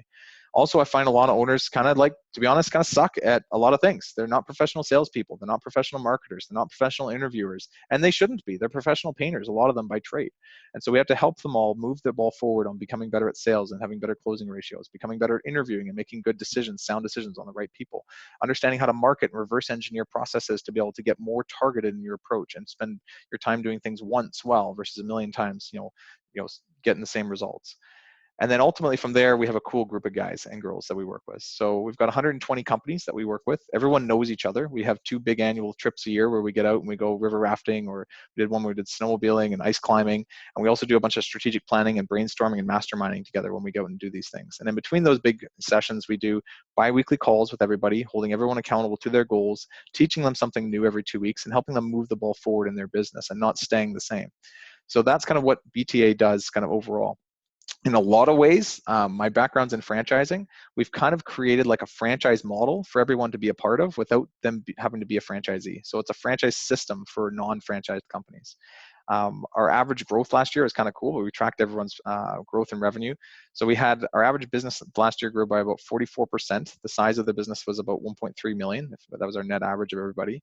And the average profit per business was increased by about 66%, which is really cool to see. So we're taking basic principles, applying them to like people that are busy in the day-to-day and helping them actually scale and grow their business effectively. So that's kind of what we do. I've said this a million times, but I can see there's about 74 people on the call. I bet you there's maybe 7 to 10 people who are a really good fit for us, and we should probably chat. For everyone else, if you want more information on this, we could certainly chat a little bit, but I know our ideal fit. It's someone who's 30s and 40s, highly entrepreneurial, looking to grow, hungry for that growth, very open to new learning, stuck somewhere or growing fast, somewhere in the $500,000 to $2 million range in their painting company. They're trying to figure out like what is the next stage and what are the systems we need, because it's not all coming together the way they thought it would, and they're run off their feet a little bit. We should talk. So whoever that is, if I'm talking to you right now, like, we should talk. So what I've done to set that up is a few things. One, for everybody who's on the call, I want you to go to this link, and I'll put it in the chat window here, and you're going to be able to get all the resources that we talked about today. So let me just put this in the chat window. There you go. So I think, did it go through? No, I don't see it. Weird. Control V. Where do I send? I see. I'm just pressing return. Benji, I don't know why I can't type in here. Do you want to put it in the chat window? Yeah, is this the same link that everybody would have downloaded this stuff off originally? I don't know. Do you want to just copy it word for word in there? And I don't know why I can't press. I'm pressing enter, but it's not going through. Yeah, as long as you just stay on this page for a sec, I can type it out. All panelists and attendees. So it's resources.btacademy. Oh, there we go. Got it. Yeah. Sweet. I just put it in twice. It's resources.btacademy.com/BTA request form. Now, what this is it's two things. It's a chance for you to obviously download all the templates we talked about today. So the job description stuff, the ad posting stuff, the ideal candidate reverse engineering form, and actually probably most importantly, getting this master business planning file in your guys' hands, where you can start to track profit, start to look at budgets for the year. You can set up a sales plan in here. I've also added like how-to videos that go along with this, so you guys can utilize this. And it really, I think it'll give a lot of people kind of a kickstart in their business for this year and for next year. So that's kind of like my gift. Like, take it, use it, call us if you need help with it a little bit. Totally open to helping anybody on this stuff. There's a lot I've just given you guys. And then for those who I've just spoken to, where I'm like, this is our ideal client and this is who we look to work with, you'll see a little drop-down menu that says, yeah, send me the templates. And you see one below that says, yeah, can you also can I also be considered for a one-on-one assessment? You'll see the questions that are in there. We want to understand who you are as a business, the size of business, kind of how many people you're running, some of your challenges. It'll help us assess whether or not we should basically sit down. I'm going to read through these today. So I'm going to spend probably the next couple hours reading through everyone's forms that they fill out. and the request forms, and basically seeing like, is this a good fit for us to continue talking? From there, we'll send out a little email and allow you to book yourself into my calendar, and we'll spend basically 2 hours doing a full-on business assessment. And we're going to go through your biggest challenge, how you're doing profitability-wise in your business. I'm going to run you through some of these forms that I've just given you and make sure that indeed you would be a good fit for BTA and that BTA would be a good fit for you. Like I said, we have 120 members. I have personally screened and vetted every single one of them. A lot of the similar process that we get you guys to go through as far as interviewing people, we do with you as a potential candidate. I truly believe like that care and that rigor that we bring to that system to be able to make sure we have the right members has really helped us grow, not only in a very cool way, but it's just allowed our members to get a lot from one another as well. We've got some pretty high level companies in with us that are all like extremely entrepreneurial, extremely driven, and to get them even together on some of these events we do, some of the group calls we do, it's really neat, the sharing of ideas and resources amongst each other. And I, personally take the time to make sure that is a good fit for everyone to be involved in this. So if you're interested in that, and that sounds like something worthwhile for you, at the bottom of that form as you fill it out, there'll be a place to basically say, yes, I would like to get more information on BTA. Actually, this is kind of what it looks like. So you come here, just press start, it takes you to the bottom, and just put in your name, last name, email, phone number. So we'll probably call you directly too. I'll probably have my team with some of you guys follow up personally and just get to know you a bit on the phone first, and then they can set you up with the time with me.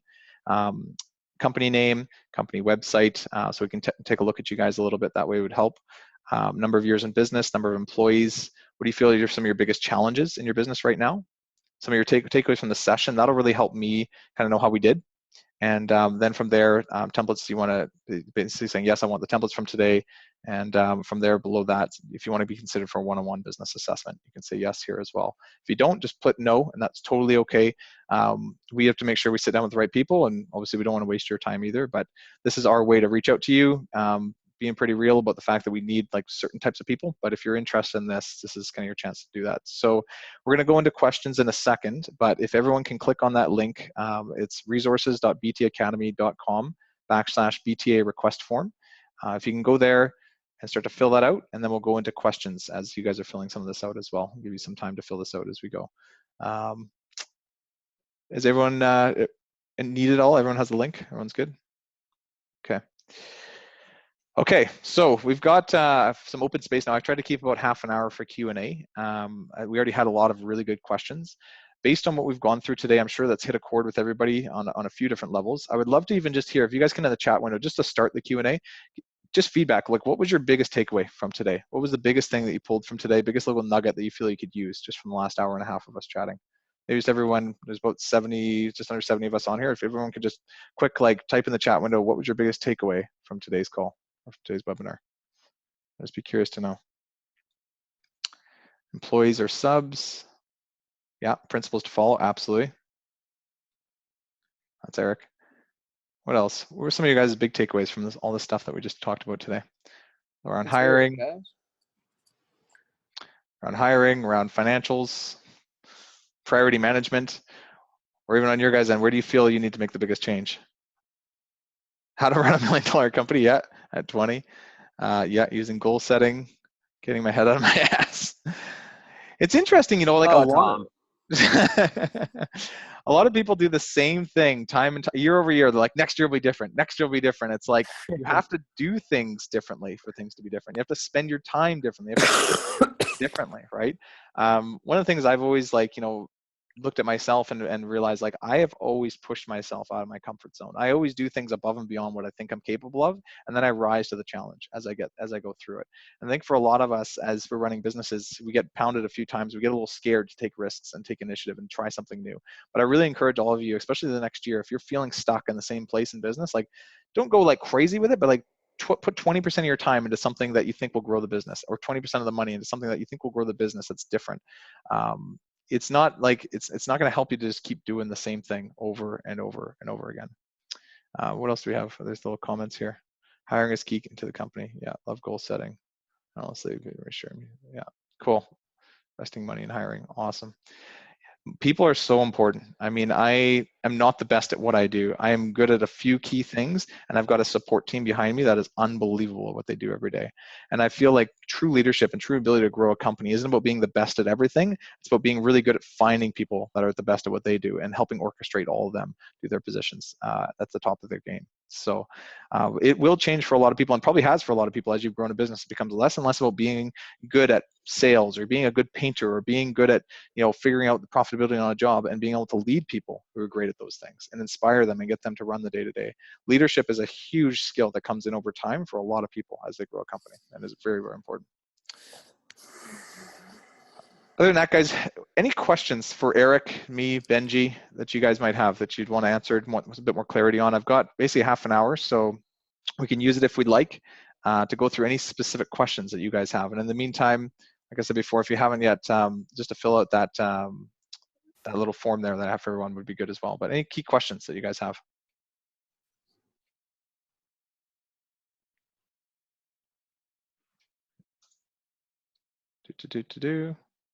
How do you feel is the best way to get leads? Residential or commercial? Actually, I could probably tell you a bit of each, and then Eric, you can probably pipe into this too. I find on-site presence to be the best way to get leads for residential. Basically, you want your vehicle's logoed or some sort of magnet on your vehicle so that it's like recognizing like this is our painting company here on site doing painting work. You want all your guys branded in shirts, whether it's basically a logoed shirt. 2 to 4 job site signs, so usually 2 on the site itself and 2 others at the major arteries where people are driving in. And then 50 to 200 door hangers handed out in the neighborhood where you guys are doing your paint job. And on the one side, it's branded with your company. On the other side, actually, it allows you to handwrite a few key things. You'll say you're currently painting at blank, and we noticed that your blank was blank. And so we're currently painting at right in the address you guys are painting at. And then we noticed your blank, we noticed your trim was peeling. We noticed your door was fading. We noticed your siding was cracking. And right in the specific blemish areas, the specific things about that customer's house will capture their attention. Make sure that's the outward facing side of the door hanger so that when they get home, they read it. They'll look at it like they, I know for us at Canada Post, they leave little like things on our door if we miss our mail or miss our package. And I read it all the time and I'm like, oh shoot, I got my package. So if you make it look a little bit like that, people will actually be like, oh, did I miss my mail or something? And then they'll read it and they'll be like, oh, I've got my trim peeling. I do have my trim peeling. Oh, it's from the guys down the road. And it'll spark them to come and talk to you and your subs and your people. And then pay your subs or your painters $10 to even $50 per lead that they capture on the job site. So give them a little clipboard that says name, number, and email. And as the customers come to ask more questions about the project and say like, hey, can we grab a business card? Before you give them a business card, make sure that your subs write down their name, number, and email and just say, yeah, we're doing quotes in the area this weekend because we're working here. So why don't I take down your info and I'll get our manager to get in touch with you to see if they can set up a time to line up a quote next to your neighbors when we're out doing some quoting on the weekend. And then to give them a business card after that. And then you pay your guys per lead they get off the site to incentivize them, and you're constantly just drawing traffic into the job sites as you guys are producing them. That I find is the most lucrative, simple, like ROI tactic you could do on the job sites. Eric, what about you? What would be a good lead generation thing for the guys? I mean, so for the US, there's a lot more opportunities for like lead services and marketing companies that you can hire. So just to list some right off the top is like Painter Choice, which like I co-own Painter Choice, but that's a lead generator. Craft Jack is another one that's owned by Home Advisor. Home Advisor is another one. Networks, GoSmith, Thumbtack, Angie's List, Yelp, House, Google pay-per-click, Google SEO, which takes quite a bit of time and a lot of investment, but is very valuable. Online reviews will help you get to the top of Google much faster. So lead services, I would put most of those just in the category of lead services, where you're basically paying money for a lead. The most important thing when you're testing out lead services is just to track your investment. You want to be aiming for 10% or less spent on marketing. So if you spend $500 with networks, you want to make sure that you sold at least $5,000 in sales. And ideally, we want our marketing costs more like 5 to 7% because we want to really maintain that high net profit margin. So lead services is a big one. And then what Danny said with job site marketing and referrals. So just working, our existing jobs. And then the lead services in Canada is HomeStars. HomeStars is the biggest one. I'm not aware of any others in Canada besides HomeStars. Yeah, HomeStars would be like the one that works the best that we've found anyways. And we've kind of got a discounted rate with those guys because, we've found a lot of our members are using them. So we've been kind of driving more people towards them for sure. But yeah, it is a little different here in Canada for sure. And then the other thing is like we absolutely kill it with door-to-door marketing. Mm-hmm. Yeah. Yeah, we did a lot of door to door in College Pro, and it depends on your brand and your service. But like College Pro, it worked. I probably brought in 60% of our work from after doing all that like door to door, like dropping of flyers. We'd have a guy and actually knock on doors and talk to people. That's kind of like your raking in of the leads. And I would just say for those who feel comfortable and understand door to door, do it, man. It works. If you're like scared of it or you don't understand it, you feel like tarnish your brand. Talk to some people like maybe Eric or I or somebody who's done it before you go out and just try it, because there's a few little things that matter a lot. Like even like the first question you ask when you're at the door, instead of knocking on people's door and saying, hey, do you need painting work or do you need an estimate? Ask them an open-ended question. Hey, when was the last time you guys got that trim done? And get them engaged in talking about it. But there's a lot of little minute things when you go to door to door that can make a huge impact if you're going to plan on doing that. So yeah, door to door is my bread and butter. It works so well. Danny and Eric, we got a question here that probably needs to be addressed. We are planning on hiring, this is from Kevin. We are planning on hiring our first sales team this year, looking for 3 to 5 excellent performers. If you could go back to this point in your painting business, to when you did this for the first time, what advice would you give yourself? Take your time to hire the right people. And what we're doing, Kevin, is we're restructuring our compensation plan. So as you know, Kevin, we've historically paid a set percentage. So we paid 7% to sales. We're restructuring our compensation to be a salary plus bonus structure, because I feel like we can find better candidates that way. And I've already seen that in other companies that we started doing that. We significantly raised the salary but lowered the commission, and so over at Painter Choice, we had 2 sales guys. We fired both of them and we hired 1 sales guy. He's getting paid basically the same amount. It's just structured different, but he's producing the same results that both of them were combined. So I think when you offer a salary, like a really good salesperson is going to want a salary. They're not going to want to work for straight commission. So that's one change, Kevin, that I know, with what you know in my course and stuff, that's one thing that we're going to change. And then we're just going to be really rigorous about hiring like stud salespeople with experience that don't require much training. That's my take. I'll give you 2 things, and it comes from interviewing actually. One would be when you're interviewing a guy, you need to look for these 2 things. You need to look for attainment, which is actually someone's preference and ability to set and hit goals. And when you're interviewing them on stuff like this, don't listen to what they think they could do for you or what their goals are to do if they were given the opportunity. Listen to what they have done. Ask them about the biggest goals they've set in their life, how they achieved it, how long it took them, the struggles it took, and what they learned from that circumstance, and whether or not they hit the goal. And whether it's in business or in life or in sports or in school, see what kind of goals they've had in their life and how they've gone after to pursue them. And if they're a bunch of weak examples or a bunch of like examples where they just gave up real fast, you're never going to have a sales guy that's going to do a good job, because a sales guy needs to understand goal setting, review of that, and be driven by goals. The other big thing is fundamental. A sales guy's ability to handle stress in pursuit of a goal is massive. And I'm sure we've all been through it, especially if you're highly commission based or you're running your own business. If you're not booking work for a long time, that fucks with your head. And if you don't have a guy that understands how to manage his emotions while he's out there trying to meet with people and do the right thing, you'll get a guy who just burns out. He'll go like, I can do it all, and he'll go hard, and then he'll just burn out and disappear. And I'm sure we've all seen that guy.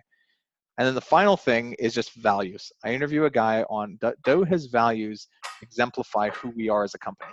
Because this guy's going to be in front of people every single day, saying things to people, following up with people, probably being a little bit pushy at times, trying to close a job. Is he doing it for the right reasons? Is he exemplifying what we believe in? Or is he just pushing people and burning people the wrong way? Maybe he's bringing in work, but what about all those other people that said no to him? What kind of experience is he leaving with them? Right. And that's massive. So yeah, that would be mine more on the interviewing side. So couple questions as well here on like commercial leads, non-residential. So like apartment stratas, condos, just like bigger complexes. Any marketing tips for that stuff? Yeah, I could tell you some stuff. So when it comes to like commercial leads or any B2B marketing, so like property managers, things like that, step 1 is get a list of these people. So some people have lists already, some people don't, but you want a list of all these, say, property managers or builders or commercial developers in your area. And you can do lots of like bidding as well, which is pretty common when they send out public bids. But let's talk property managers for a second. You've got a list of all the property managers in the area. And how you do that is you can go through different directories, different websites, and start to scrape and find all these people's information. We use something called Upwork.com, and we've hired a few guys in Southeast Asia that all they do is they go and get basically lists of different companies. So painting companies, renovations companies, property management companies, and we can then from there start to market to them in a few different ways. So one is you can actually through Facebook, through their ad manager, upload that list of people's names, numbers, and emails, and actually have your ad pop up on just those specific people's Facebook page. So it's just some brand recognition, gets them seeing who you are. We also email these guys. So we send them a little bit of an intro email and then 2 to 3 follow-up emails after that to kind of stay in touch with them. We also call them. So pretty obvious, just picking up the phone and giving them a phone call. We know their address. So you could send them like some sort of how's it going package, and then go to some of their job sites, obviously, and talk to them. Also, on top of that, you can add them to LinkedIn and just click to connect with them on LinkedIn and start to have a bit of a conversation there. And finally, after all that, find out, like I just said, find out what projects they're working on and find out what job sites they're on and go and shake hands with them and talk to them. But in doing all this other work beforehand, you're introducing yourself in many different levels. You're not just some random painter now. They're like, oh, you're Steve. Like, I've seen your brand around and I know you tried to contact me on LinkedIn. And I think I got an email from you, but I ignored it because I was super busy. But slowly they're seeing you. And when you go and actually shake their hand in person, and or some of these tactics work as well, you're going to get much more brand recognition and familiarity from these guys. And it always starts from a list and then using all these different tactics to interact with them from different angles. So Eric, what's the name of the group that we use, Danny? Upwork.com. It's a website where there's people that basically just work for different hourly rates. This is also just a good website to look at if you're trying to get some administrative task or something off your plate. You can pay people. So I think, in Southeast Asia, we have 4 guys working. I think the average wage there is maybe $1 an hour. We're paying them $3 an hour. So it doesn't sound like much, but for them, it's huge. And they're super happy to take on all this, slower work that would take us a lot of time, effort, and money to do. And we just let them kind of crush it out. So, yeah. Does that help? Any thoughts on that, Eric, or anything to add for any new tactics for commercial? We're still just, we're not diversifying into commercial. We're going all in on just residential repaints until we hit 10 million, and then we're going to switch over to commercial. Awesome. I feel like it keeps the business simpler. Big thing about commercial too is it is a complex beast. If you're just getting into commercial, be careful to not get attracted to the big job size. You need to float that cash flow for the project, for the paint and materials and labor and everything. You need to make sure you have good progress payments. You need to trust the person you're working with because they actually have to pay you these large sums, and sometimes they're behind on their own payments. Make sure you're very clear who you're working with when you're doing big commercial work. And it's just as much of an opportunity for you to work for them as it is for them to have you work for them as well. They're not just, here's a job, you better be good to us. Say to them back, I need certain requirements. Here's my agreements. I need you to sign off on this, that we're going to work together. You're going to make progress payments every 2 weeks. Here's the expectations I have in working with you, Mr. Contractor. Because you can really screw yourself by getting attracted to a big job that just takes over your whole business. Profitability drops on it because you could do too much work or you don't get paid in time and cash flow drops. And you can screw up your whole year, let alone lose your business if it's too big. Yeah, that's a really good point. I would second that. And I didn't know that about you, Eric, but that makes a lot of sense. You just stick with your bread and butter, what you're good at, what you're making money off of. The big numbers are just shiny and pretty, and but can be just as big of a headache. Absolutely, man. Totally. We've done enough commercial, and every time we do it, the amount of resources between money, time, energy, our team's time, our employees' time. If we could get that time back, we could have made more money if we had just put it into more residential. 100%. And so until we're ready to go and basically build a new business that's geared towards commercial, we're just going to stick with what we do. Now, when we do come across some commercial stuff, we'll throw out a bid that's just really, really high. Cool. Any more questions there? I'm sure there's lots, but Benji, any other good questions to pull from? Stuff we haven't answered. We're getting a ton of questions still on the subs thing. I don't know if Eric can comb through that and answer the ones he feels are. It's so funny, man. I get so many questions about subs. It's this big mystery, but it's honestly, no one asks about employees. Employees is way more complicated. Yeah. Subs is hey, dude, here's a house. I can pay you $1,500. Here's the materials and here's the prep. You want to do it? They're yeah, I'll do it. This is a good one. This is a good one here, guys. Any recommendations to deal with subs in the area under bidding jobs? I don't think that really is actually a sub specific job. That's just a question about competition and how to deal with low ballers. You mean when you're bidding against a sub? Yeah, Sean is asking about when you're bidding against a sub, but I'm saying it doesn't really matter whether it's just like underbidding in general, whether it's a sub or another company or whoever. Yeah, I mean, like I very often, I'm sure a lot of us have seen this, and I for sure have, where I come in and there's a guy that comes in at half my price, right? So he's doing it at like his labor rate plus some materials, and he's just trying to make a buck and get a job. Really, for me, it always comes back. The customer will say to me like, "Yeah, like we're really looking at this other guy. He was like half your price." And my first question to that customer is actually more of a challenging question, but I say to them, "Well, why do you think that is?" And I actually like throw the ball in that customer's court a little bit. Like I'll answer the question in a bit, but I want to see what they think, because they might be like, "Oh, well, yeah, like I don't know, I never thought about that." But it's like it's about half our price. Like I obviously have to make some money off this job, and we have to pay for this job to happen. But why do you think it would be half, or why do you think it would be like 40% less than us?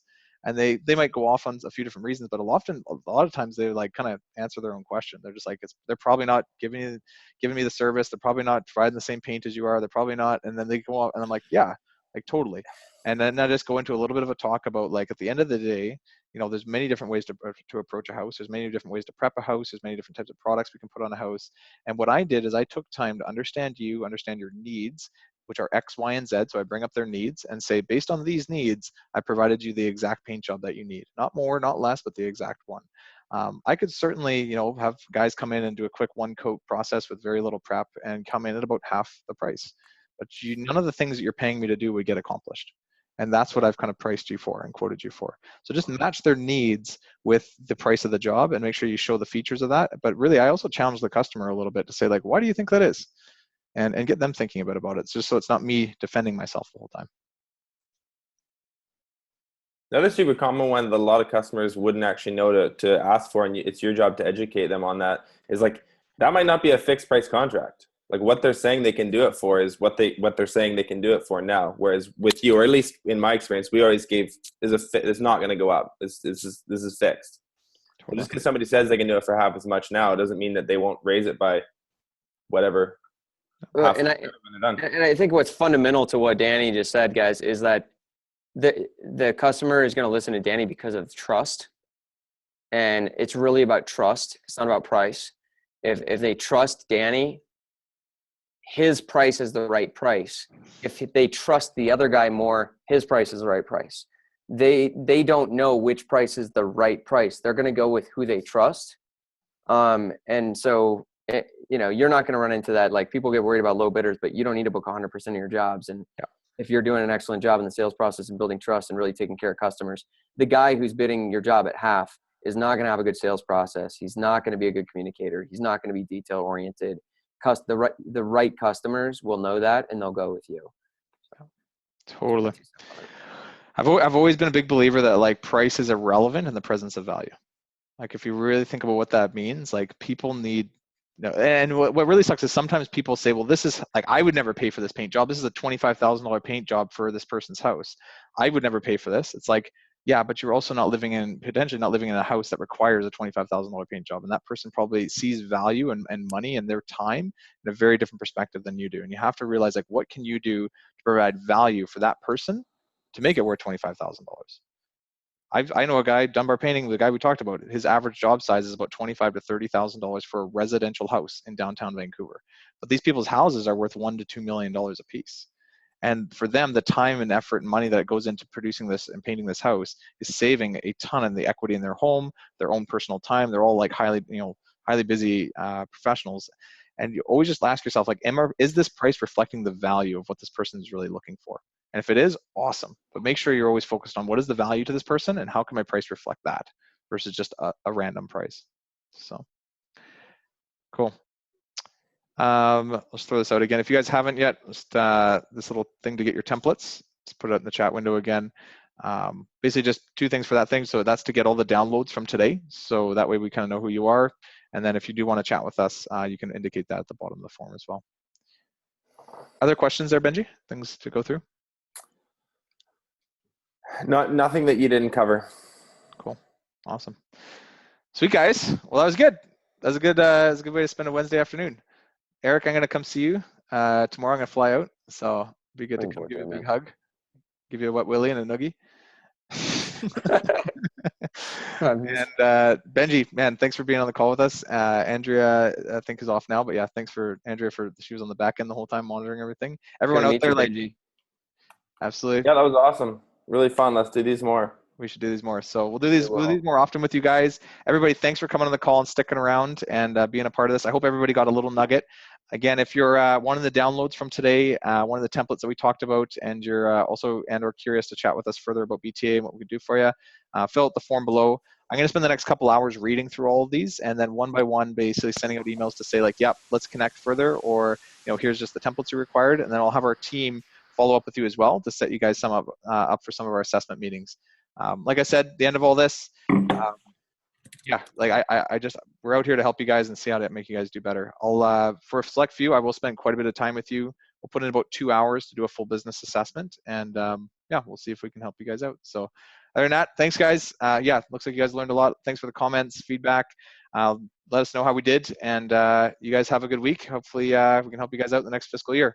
And one thing I will say, use this master business planning folder that I'm going to give you guys. It's a big business plan thing in Excel.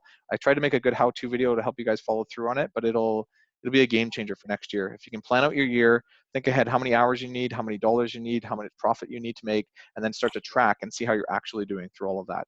And by tracking and seeing numbers, that'll ultimately change a ton of your guys' behavior and how you go and do things and make decisions moving forward. So that would be my last little thought for you guys. Okay. Have a good one. We finished 10 minutes early. That's good. Fill out the form so we know who you are, and let's go. Peace out.